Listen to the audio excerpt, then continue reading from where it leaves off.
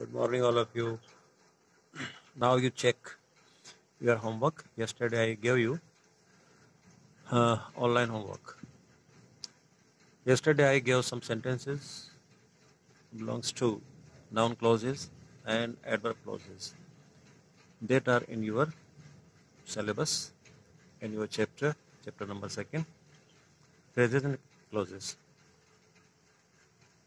First question number 1, combine using noun clauses. First में आपका noun closes के जो आंसर है उनको आप टेली कर लें. आई डोंट नो, ये इसका MC है, मतलब मैन क्लॉज या प्रिंसिपल क्लॉज है. इसमें हम इफ लगाएंगे बीच में. If it will rain, full stop को हटाकर आप इफ इसमें लगा दें. इफ इट विल रैन.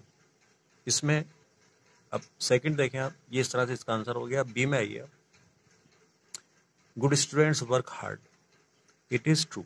अब इट इज ट्रू इस सेंटेंस में जो सेकंड सेंटेंस है, दो सेंटेंस में जो सेकंड सेंटेंस है, ये मेन क्लॉज है. तो इसको हम सबसे पहले अपने आंसर में सबसे पहले राइट करेंगे. उसके बाद बीच में हम डेट लगाएंगे. यहाँ डेट कंजक्शन आएगा. तो it is true that good students work hard, ये आपका आंसर हो गया. सी देखें, यू टोल्ड ए लाई, आपने झूठ बोला. Do you accept it. अब यहाँ भी दो सेंटेंस है, इसको आपको ज्वाइन करना है जैसा आपने दो किए. इसमें देखेंगे आप, do you accept it. Second sentence में इट जो यूज हुआ है ये प्रोनाउन है और इसको हम हटाएंगे. और ये क्वेश्चन है, तो इसका जो मैन क्लॉज है वो डू यू एक्सेप्ट. तो डू आप स्टार्ट करेंगे answer, do you accept that you told a lie. और एंड के अंदर आपको साइन ऑफ इंटरोगेशन लगा देना है. ये तीनों इसके आंसर्स हो गए. आप इनको अपनी आंसर बुक में राइट कर लें सफाई के साथ. अब नेक्स्ट क्वेश्चन है एडवर्ब का. ये एडवर्ब क्लॉज है. फर्स्ट था आपका नाउन क्लॉज और ये एडवर्ब क्लॉज है. और पर्टिकुलरली ये टाइम को बिलोंग करता है. एडवर्ब क्लॉज ऑफ टाइम है ये. इसमें टाइम जो कंजक्शंस है वो आप यूज करना है. इसमें नंबर 1 है, ए है, the light went out, light चली गई. आई लिट सम कैंडल, मैंने कुछ मोमबत्तियां जलाई. अब मैंने आपको यहाँ ऑप्शन दिए थे वैन और आफ्टर, दो में से एक चूज करना है जिसमें जिसमें वेन आपको लगाना है. ये वेन चूज करेंगे आप. और अब वेन कहाँ लगाएंगे, इसमें जो मैन क्लोज है वहां पर आपको लगाना है. When the light went out, when the light went out, full stop बढ़ाएंगे, आई लिट सम कैंडल.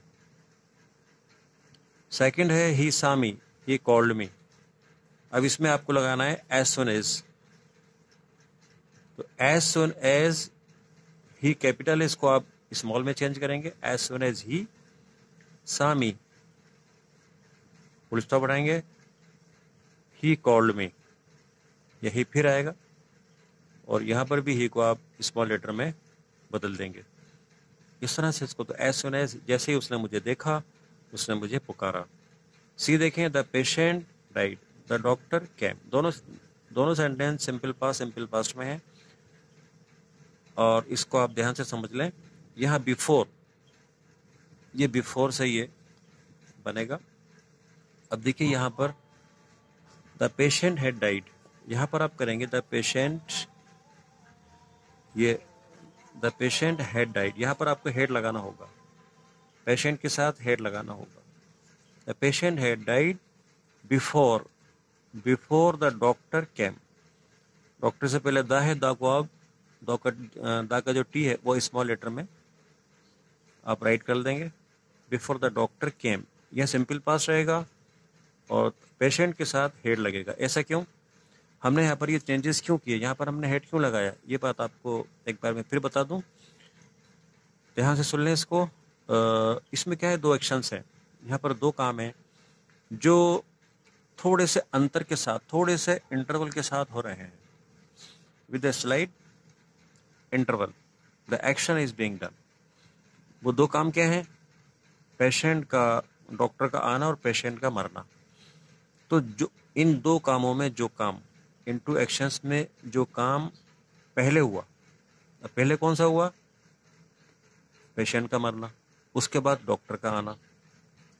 तो जो काम पहले हुआ है वहां हम लगाएंगे हेड और थर्ड फॉर्म, मतलब पास्ट परफेक्ट टेंस यूज करेंगे। जो काम सबसे पहले हुआ है पास्ट में, उसके बाद जो हुआ, उसके बाद डॉक्टर का आना हुआ, तो उसके साथ हम लगाएंगे सिंपल पास्ट।